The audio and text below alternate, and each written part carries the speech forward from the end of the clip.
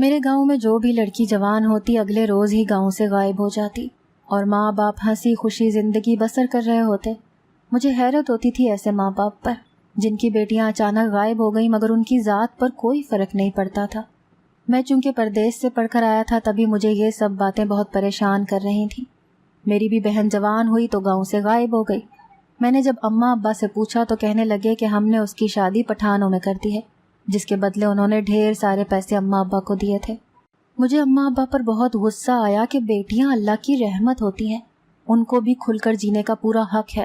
میں تو یہ بھی نہیں جانتا تھا کہ میری بہن کی شادی کہاں ہوئی ہے۔ میں پریشان رہنے لگا۔ ایک روز ایک فقیر میرے دروازے پر آیا اور کہنے لگا کہ تمہاری بہن مصیبت میں ہے۔ اب کی بار میں نے اماں ابا سے سختی سے بہن کے بارے میں پوچھا تو وہ خوف کے مارے کہنے لگے کہ ہم جہیز نہیں دے سکتے تھے، اسی لیے پٹھانوں میں شادی کر کے ہم جہیز جیسی مصیبت سے بچ گئے ہیں۔